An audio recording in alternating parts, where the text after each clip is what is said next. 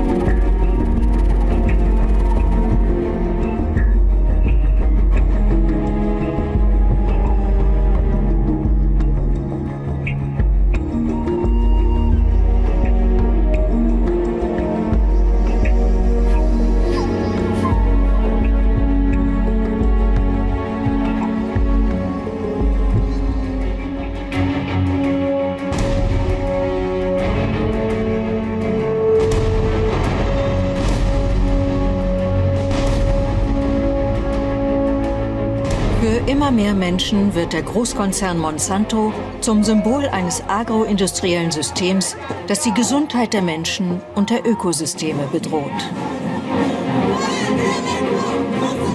Im Oktober 2016 riefen Persönlichkeiten aus der internationalen Zivilgesellschaft in Den Haag ein außergewöhnliches Tribunal ins Leben. Monsanto selbst hat eine Teilnahme eigener Vertreter oder Zeugen abgelehnt. Ces photos sont celles d'un petit garçon qui s'appelle Théo, qui est mon fils. Il est né avec de multiples malformations, en particulier une atrésie de l'œsophage, qui ont au total nécessité 50 opérations. Nous avons une carrière d'équitation, c'est notre métier. Donc nous avons un grand espace de 700 mètres carrés pour monter à cheval, qui est en sable, et sur lequel chaque été, je passais un désherbant à base de glyphosate. Parce que j'avais vu une publicité qui disait que ce produit était le moins nocif et était biodégradable. Et donc je me suis dit que c'était le produit qu'il fallait utiliser, qui était le moins mauvais, on va dire. Glyphosat ist ein sogenanntes Totalherbizid. Es wirkt unselektiv und zerstört sämtliche Pflanzen. Im Jahr 2016 wurden weltweit 800.000 Tonnen Roundup verwendet oder entsprechende Nachahmerpräparate. La información, además, que nos brindan los medios de comunicación masivos, está totalmente manipulada justamente para que la ignorancia nos lleve a la sumisión y a ser cómplices de este modelo asesino que nos enferma constantemente. Yo trabajaba como peón rural, llenando aviones para fumigar los campos sembrados. ¿Y qué productos utilizaban? Usamos todo tipo de veneno. Glifosato era lo que más utilizaba. Estoy así por los agroquímicos. Es un genocidio silencioso, a la cual yo no quiero ser cómplice. Fue que no siempre había habido estos problemas de salud en estas localidades. Y el cambio de enfermar y de morir de estas personas coincidía en el tiempo con la instalación en los territorios en los que están situadas estas localidades de un modelo tecnológico de producción agroindustrial de eventos transgénicos dependientes y adictos al glifosato. Did this study show that glyphosate may cause cancer? Yes, Monsanto's did find various types of cancers. I took Monsanto's data and put it all the various lymphoblastic lymphosarcomas in the subcutaneous tissues. They found all these different types of cancers. These cancers affected the brain, the heart, the lungs, the liver. But they concealed the information. Sri Lanka was known as the plenary of Oriental world. We had a great tradition, and we have been cultivating rice continuously for 25 centuries. We never had such a problem among our farming communities until mid-1990s. It was initially named as chronic kidney disease of unknown cause, because usually kidney diseases are due to long-standing diabetes or hypertension. Please believe me, 24,800 people died due to this kidney disease. And the estimated number of patients in Sri Lanka is almost 69,000 according to the government statistics. Glyphosate damages the soil, damages the plant, damages the animals, damages us. It's a broad-spectrum ecocide. I accuse the European authorities of committing scientific fraud. This fraudulent approach made it possible for the authorities to reinforce the conclusion originally drawn by the Monsanto-led glyphosate task force, the submitters of the dossier. Distorting various facts, ignoring existing knowledge and denying available evidence has to be considered as an attempt of the authorities to allow the chemical industry to continue the marketing of a carcinogenic herbicide.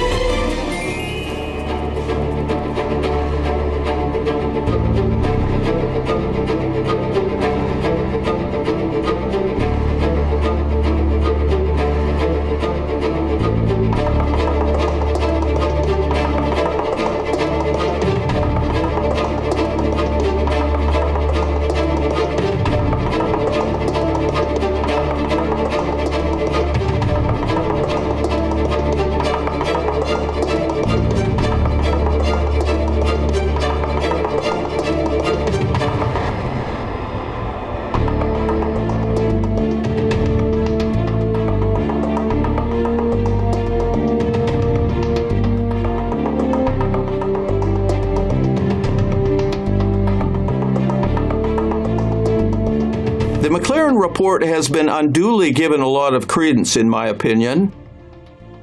It's almost laughable how the assertions in that report are considered to be very profound and very well justified. McLaren actually refused to consider a written argument from the Russian side. He never went to Russia, never talked with Russian authorities, even though he was accusing them of state-sponsored doping. That's pretty poor. I mean, it's a fundamental principle of due process to listen to both sides of the story. One could speculate that there's a strong political bias at play here. It's evident that in Western media there's much demonization of Russia and the Russian president, and one could speculate that this is politically motivated and goes back to the situation in the Ukraine and the situation in the Middle East, where Russia has come to the support of the government in Syria that the West was trying to overthrow. In my opinion, the McLaren accusations are unfounded and they're very politically biased.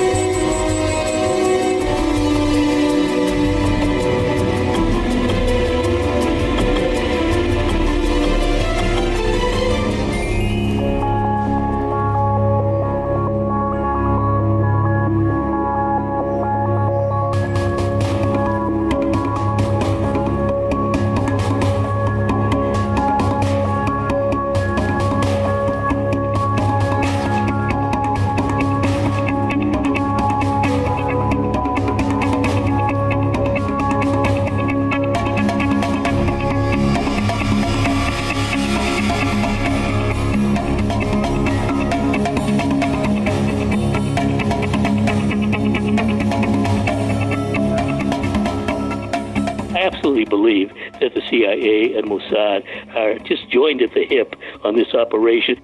They've wanted regime change in the country since the 1979 revolution. I mean, almost 40 years ago. And they tried in 2009 with the Green Revolution. The country is a population of 80 million people. Most of them want nothing to do with the protests. And a big thing about the protests, which is a tip-off for me of foreign meddling, is the fact that 21 people were lethally shot. I mean, when people protest, they don't come out in the streets with pistols and rifles and shoot people. I mean, they might do vandalism, they might do stuff like that. I think assassins were hired to do this dirty stuff.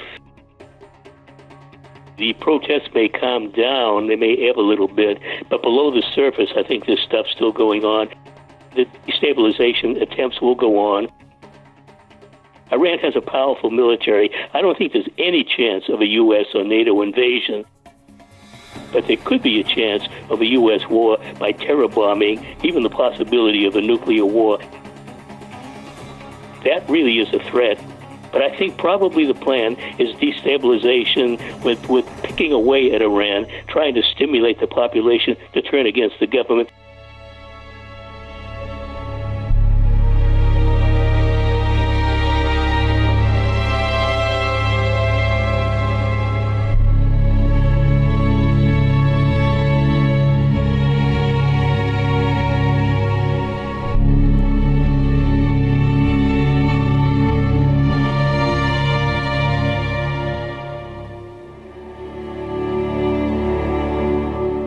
are seeing protests and an attempt at an uprising in Iran, which is classic in the way that the United States and Israel, because you can't divide the two, operate in terms of regime change.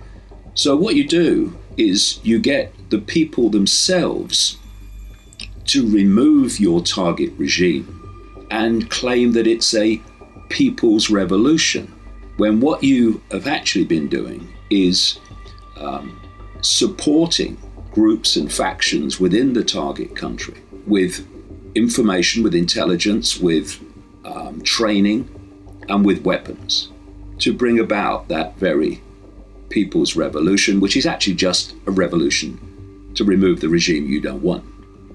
I'll give you the military document that explains exactly what I've just described. The US military's unconventional warfare strategy requires the target state population perceptions are first groomed into accepting an armed insurrection using, quote, propaganda and political and psychological efforts to discredit the government, creating local and national agitation, helping organize boycott strikes and other efforts to suggest public discontent, before beginning the, quote, infiltration of foreign organizers and advisors and foreign propaganda, material, money, weapons, and equipment. And that is exactly what happened in Libya and Syria quite blatantly. The United States, Israel, and the UK have interfered in the internal affairs of other countries on a scale unmatched by any other countries on earth. And we are now supposed to believe that these same forces in the West are suddenly filled with sympathy and concern for the people of Iran. People who have suffered economically because of the sanctions imposed by the United States. The hypocrisy is stunning. The simple truth is that the United States, Israel, and throw Britain in there as well, because they're always in there, is at war with Iran. They may not be dropping bombs yet and invading the place, but they're at war by any definition of the term.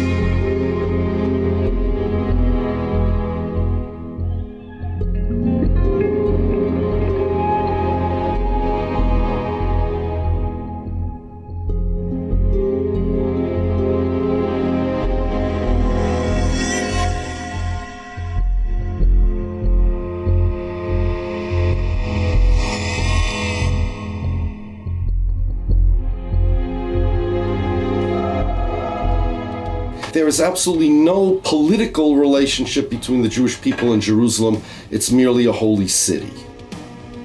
The Jewish people don't have a capital. We never had a capital. Countries have capitals. States have capitals. Now, the Jewish people are not a country or region. The Jewish people are a religious community.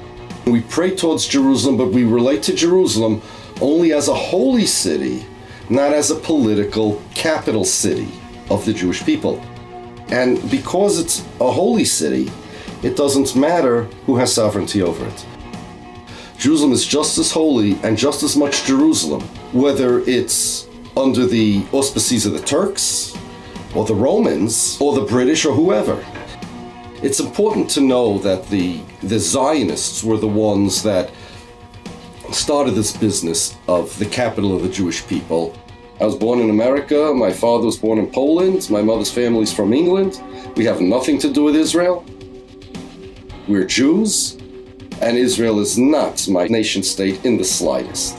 This is a unilateral claim of the Israelis, of the Zionists, and it's an assault on my religion.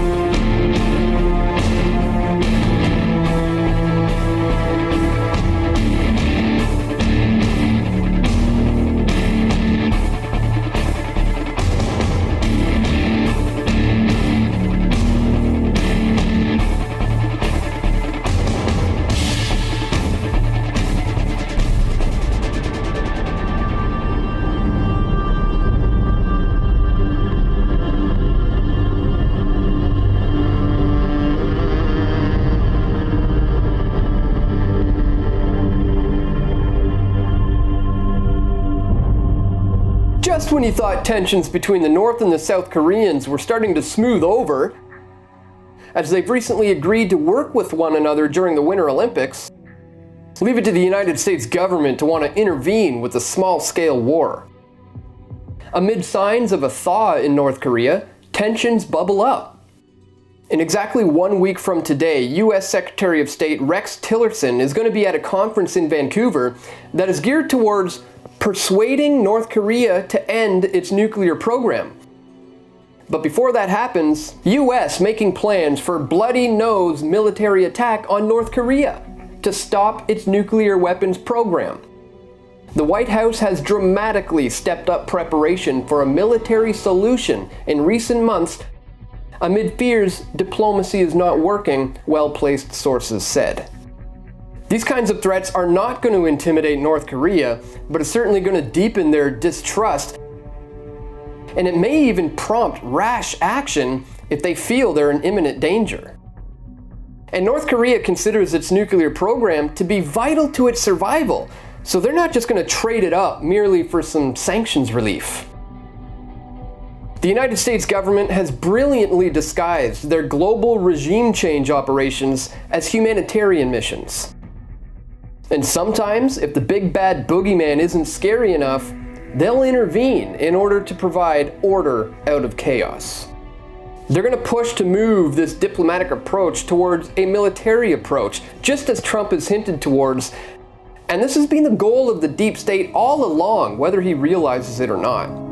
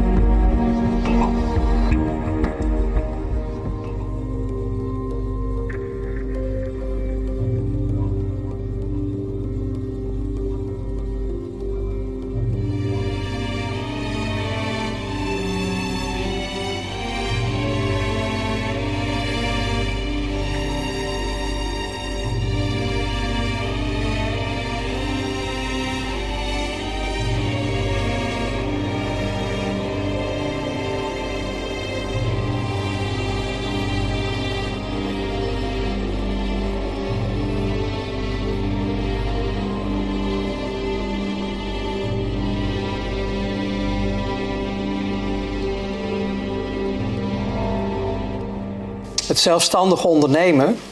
Ik heb dus vele disciplines doorlopen en een deel daarvan was in de financiële wereld.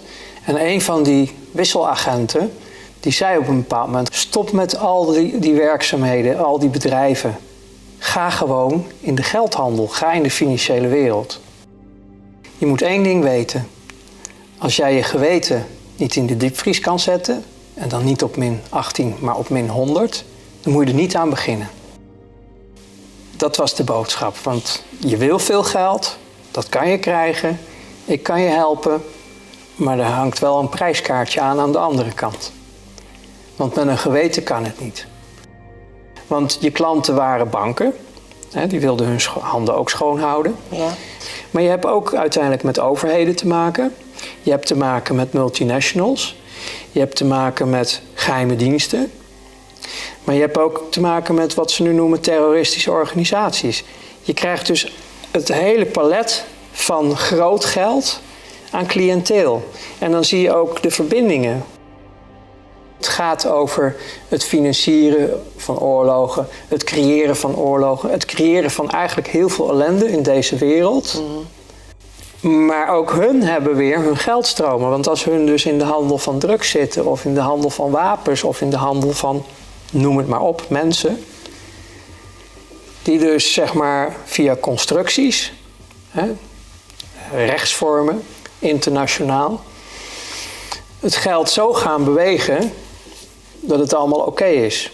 Weet je, alles wat je in de wereld wil weten, kan je weten door de geldstromen te volgen. Dat denkt iedereen van, hé, deze wereld is met plus en min en zwart en groen. Maar op een hoger niveau is het een spel. Het zijn vriendjes. Ja.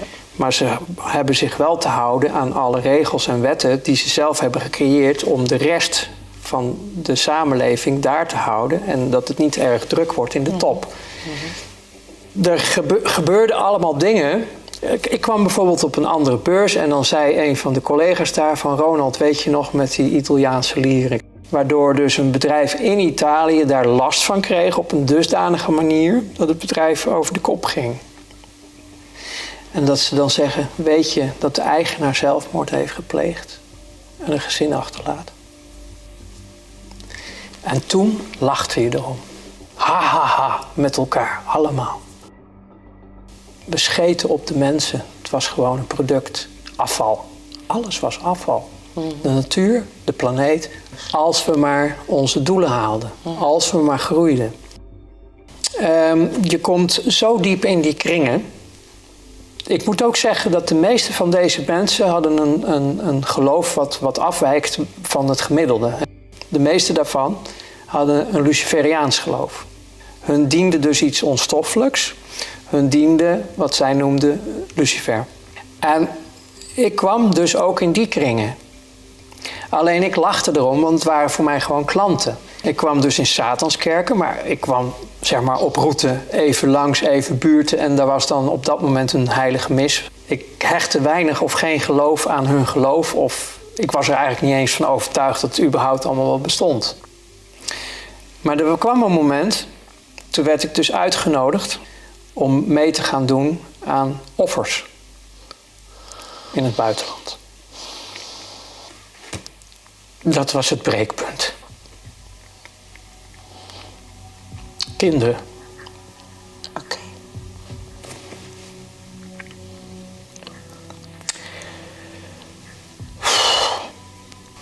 En toen begon ik dus dingen te weigeren binnen mijn werk. Ik kon het niet meer. Je mag zeggen het kwaad, het Luciferiaans, het satanisme, hoe je het wil noemen. Het is een werkelijke entiteit die ons haat. Ja. Die haat de schepping, die haat het leven. En zal er ook alles aan doen om ons mensen te vernietigen. En hoe doe je dat? Door ze uit elkaar te houden. Verdeel en heers, dat klopt. Zolang je die maar gescheiden houdt, dan zorg je ervoor dat jouw grootste vijand, vanuit het Luciferiaans gezien, niet tot zijn volle potentie komt, niet tot zijn volle kracht komt. Niet kan gaan staan, want op het moment dat dat gebeurt, dan verdwijnt het. Dan verdwijnt die hele brulboei, dat monster, Het monster van meer, die verdwijnt.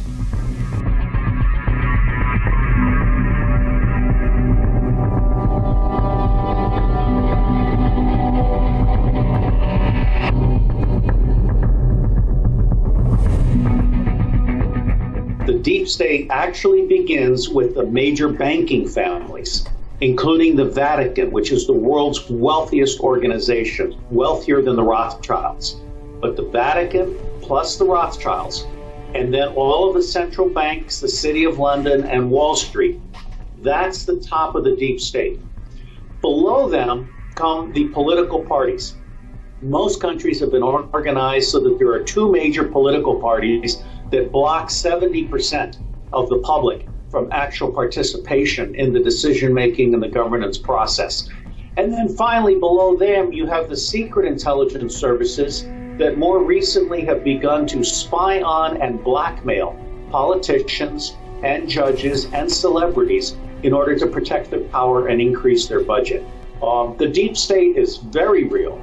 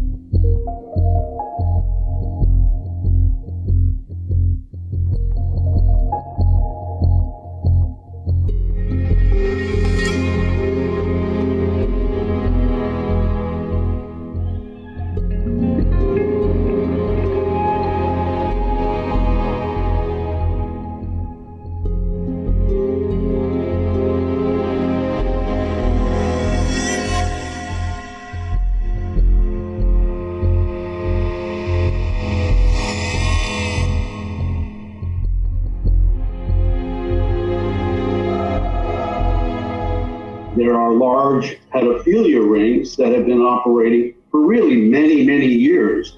People don't realize, and it just kind of went underground from people's consciousness, and then resurfaced, of course, last October, November, and December with the release of the John Podesta emails, and then came the Pizzagate, and then that got the ball rolling for Pedogate, which is basically the world scandal of this trafficking ring network that's been going on for many, many years on this earth, and it's carried out by the ruling elite. We're talking about the bloodline families. Probably the most visible one is the Rothschilds, but it's all of them. It's the Rockefellers. You see, it's the Bushes and the Clintons. I mean, there was that very corrupt dynasty that they had in power right through Obama.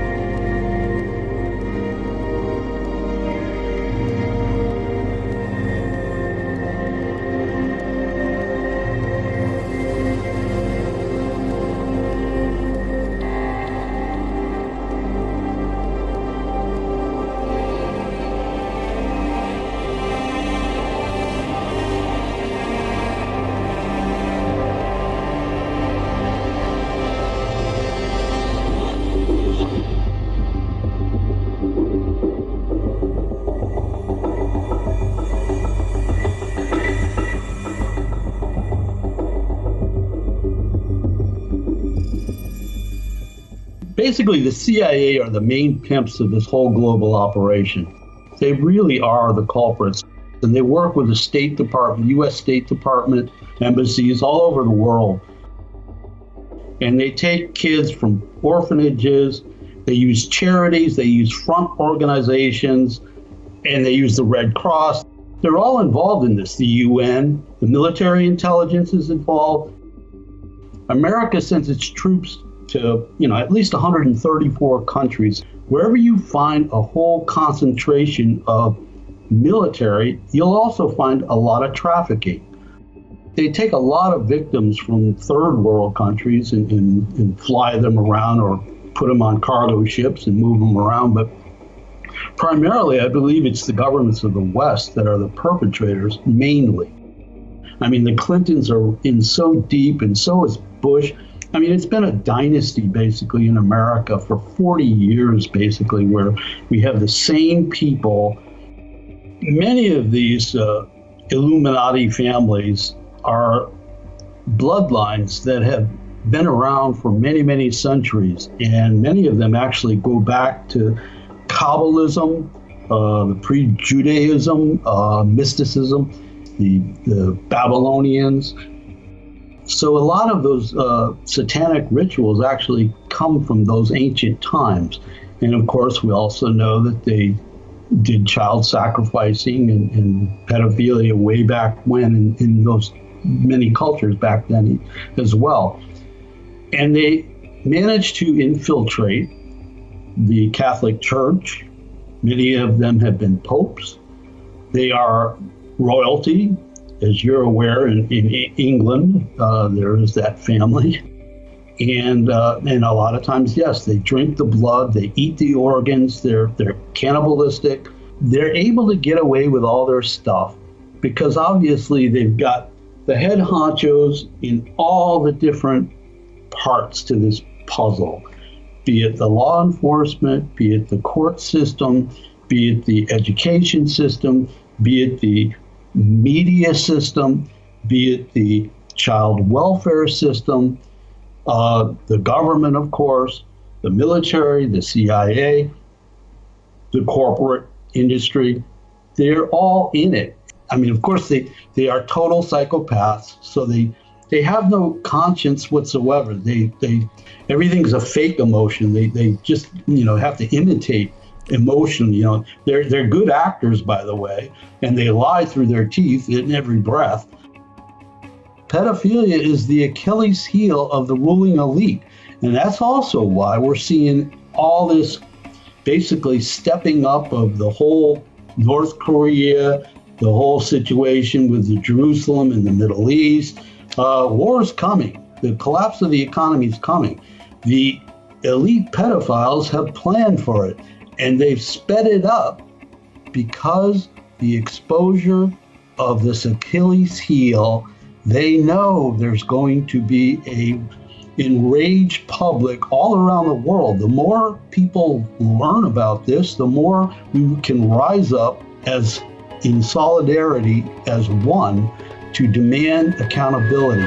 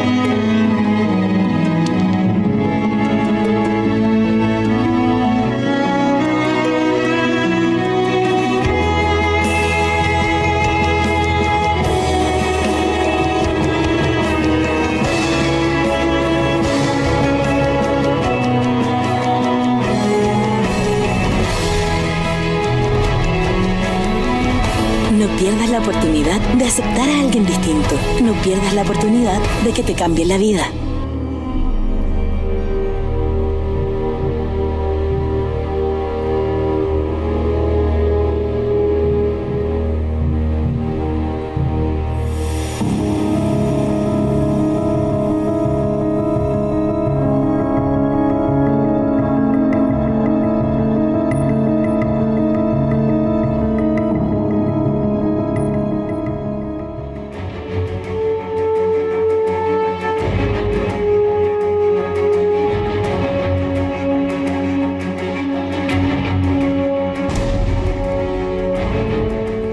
People on this planet, they don't know there's extraterrestrials. They don't know that there's not just one of them. Maybe we've got thousands, maybe we got billions of extraterrestrials. We now have 200 trillion galaxies out there. And to say that we're the only intelligent people in this universe is naive. Every PhD on this planet, whether they're for science or for medicine, have been given incorrect information for thousands of years about the history of this, not just this galaxy, the universe. They have been given information which was controlled by Draco, reptilian, and other extraterrestrials not to know what was really going on. There are Federation facilities out in the galaxy where other extraterrestrials get together, and there's many different missions for many different types of programs. But we'll talk about one of them, which cruises the galaxy, and it has as many as 30 different extraterrestrial civilization people on board. It looks like the moon, but it's a vehicle. When we got to the moon, we found out a lot of surprises. The Draco reptilians were already there. It's not your moon in the first place. Actually, this is not your planet. And I hate to say this, but we're just a laboratory for them. They own the planet, and we are their lab. And they're Asocius laboratories, other extraterrestrials coming in, doing their agenda. I'm going to ask you what they all look like and all that. They're ugly looking, lizard, alligator type people. They got the same skin as the lizards got, okay? And terrible looking faces. But then they have the ability to shift and look like a human. All of them do. Do you think von Braun was a reptilian? No. Your president, yes. Oh, what? Which one? George Bush Sr.? Yes. Yeah. Sure. And Bill Clinton and this guy you got just got rid of. Yeah. Yeah. They all were. Those guys control your moon because your moon is a command center for this region of the galaxy, not just the solar system. That's small potatoes. The thing that's sitting right in here, which is you call your moon, is a massive control center for this whole part of the Milky Way galaxy. We've got documented 23 different types of extraterrestrials, most of them being good people.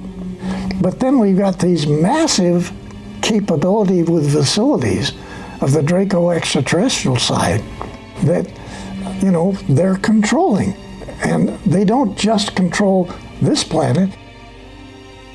You know that reptilians and Draco, you know, the blood sacrifices, the whole Luciferian thing, the kids being killed and eaten. I mean, that humans have been eaten and taken off planet, et cetera, and used for slaves in other colonies, etc.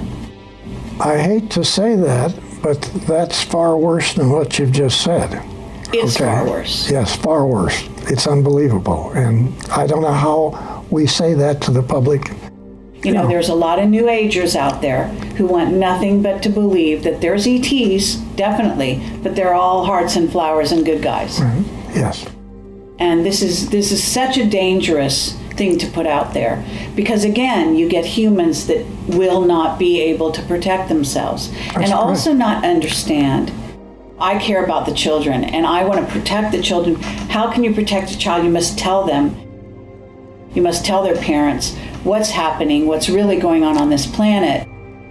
And it's about time we humans are able to protect ourselves. Frankly, we need help. We need everybody involved in this. That's not a lie. We need help.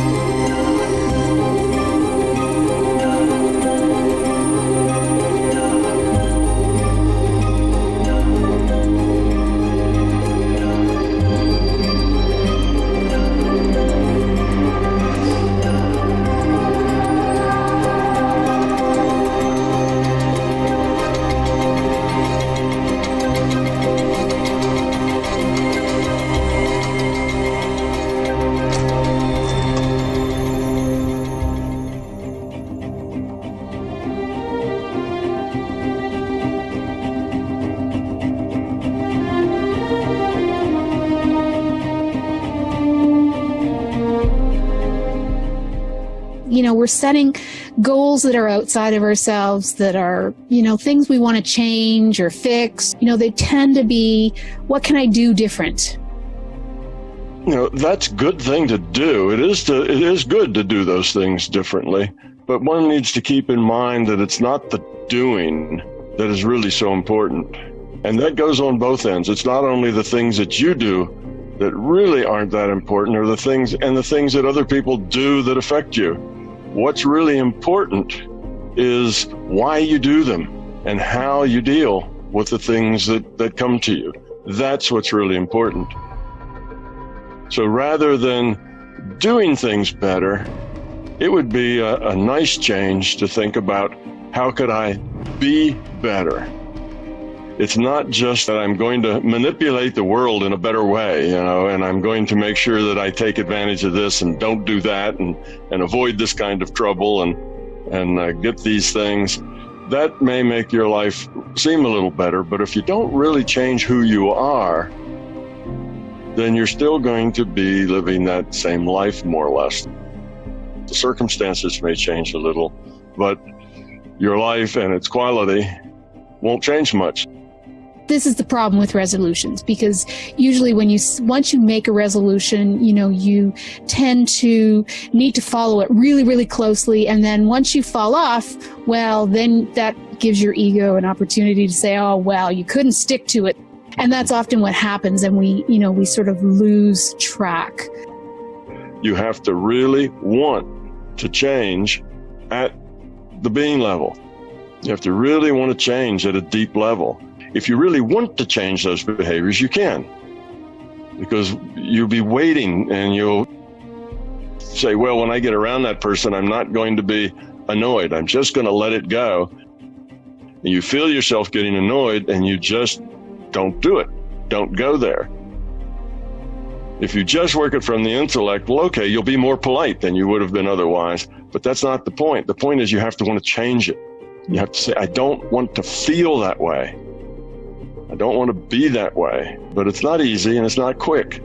But if you really want to do it, if you really have an intention, if your intent is to do it, and that's a strong intent that you keep with you, and it's an honest, being level intent, you will succeed. Your intent changes reality.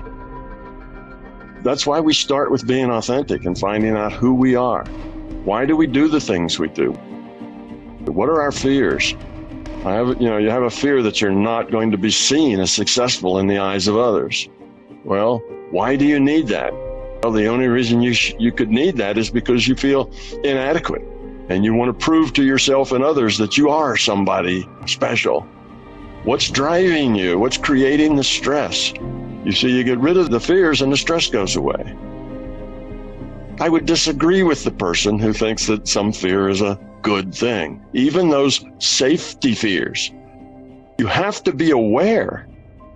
Being aware, being intelligent, being informed, that's good, but that's not related to fear. That's related to just being intelligent. Am I stressed? If you are, there's a fear. There's a problem. There's an ego issue going on. Are you annoyed? Do you get angry? Are you unhappy?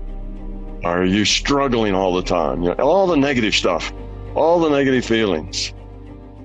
Whatever it is, if it's a negative word, if it's something negative, that when you look at yourself, that goes to ego and belief, and you just need to want to get over it and have the intent to get over it.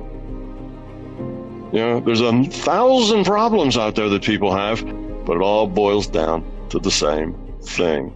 And that's get rid of the fear, be authentic, live your life at the being level, and happiness just happens. And love is the answer. The love, the caring, compassion, that's the answer. Not act differently, but actually be differently. That would be a good intention for the new year, to start out a new year. This year, I'm just going to be who I am, the way I am, and see how that works.